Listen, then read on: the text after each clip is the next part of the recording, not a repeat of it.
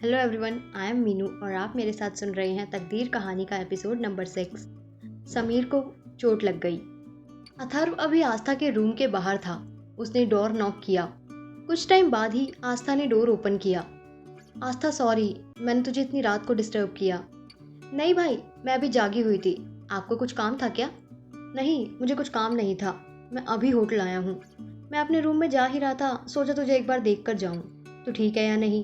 तुझे कुछ परेशानी तो नहीं हो रही है यहाँ?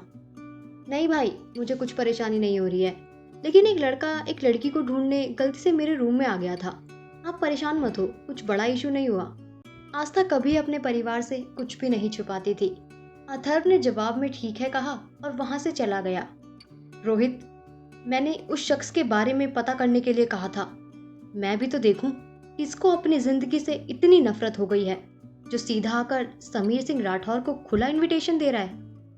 मिस्टर राठौर, वो जो कोई भी है, उसे पता था कि आप वहां खुद आने वाले हैं, ना कि किसी और को भेजने वाले हैं। इसी का फायदा उसने उठाया है। उसे पता है कि आप जहां पर भी जाते हैं वहां की सीसीटीवी ऑफ करवा देते हैं। कितने वक्त से लेकर कितने वक्त तक सीसीटीवी ऑफ रहेगा, उसे एग्जैक्ट टाइम भी पता था। उसने 1 सेकंड की भी देरी नहीं की। समीर के फेस पर एक डेविल स्माइल आ जाती है। Smart, not bad. उसके बाद समीर का एक्सप्रेशन गुस्से में बदल जाता है। तू जो कोई भी है, तूने अपनी जिंदगी की सबसे बड़ी गलती की है मुझसे पंगा लेकर। रोहित अपने मन में सोचता है, क्या मिस्टर राठौर बचपन से ऐसे थे या फिर अब ऐसे बने हैं? रोहित के पापा भी पहले समीर के पापा के असिस्टेंट हुआ करते थे। वो उनके सबसे अच्छे दोस्त भी थे।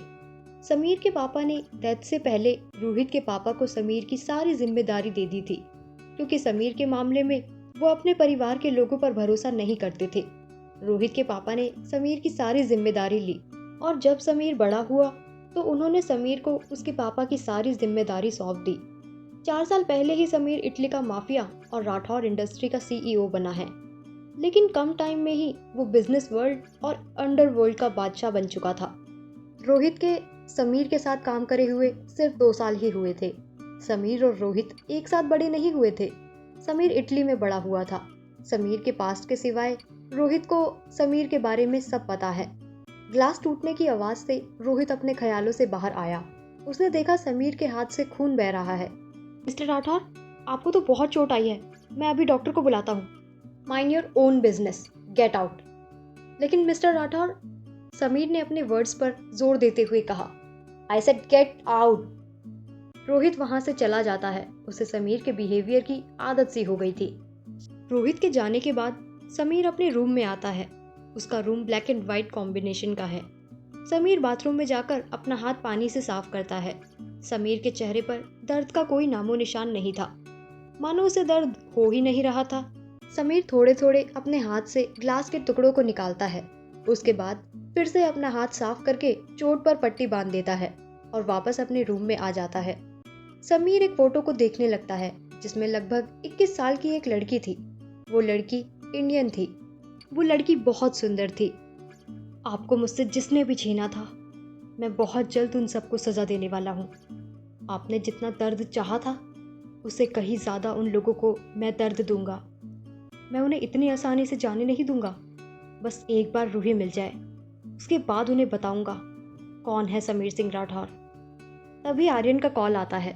मिस्टर राठौर, आपने जैसा कहा था हमने वैसा कर दिया है।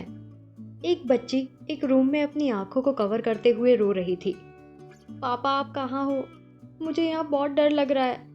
तभी एक लेडी वहाँ आती है और उससे पूछती है, बेटा आपने अब तक नहीं बताया आपको क्या खाना है? ये देखो, आइसक्रीम, चॉकलेट, केक और भी बहुत कुछ। मुझे कुछ भी नहीं खाना। मुझे बस मेरे पापा चाहिए। मुझे पापा के पास जाना है। मुझे यहाँ नहीं रहना। मम्मा ने पापा के पास रहने के लिए कहा था। अगर मम्मा को पता चला मैंने उनकी बात नहीं मानी तो उन्हें बहुत बुरा लगेगा। उस लेडी ने मुस्कुराते हुए कहा, लेकिन बच्चा, आपकी मम्मा तो अब इस दुनिया में नहीं है ना, तो उन्हें कैसे पता चलेगा? उस बच्ची ने अपने छोटी छोटी आंखों से उस लेडी को देखा, जैसे पूछ रही हो, आपको कैसे पता? उस लेडी ने स्माइल करते हुए कहा, अगर आपने खाना फिनिश कर दिया तो मैं आपको आपके पापा के पास छोड़ के आऊंगी। उस बच्ची ने स्माइल करते हुए कहा, सच्ची? हाँ, लेकिन आपको पहले खाना फिनिश करना होगा। आपको क्या लगता है कौन होगी ये बच्ची? कमेंट में ज़रूर बताना। बाकी कहानी में आगे क्या होगा जानने के लिए सुनते रहिए कहानी के आने वाले एपिसोड। Thank you.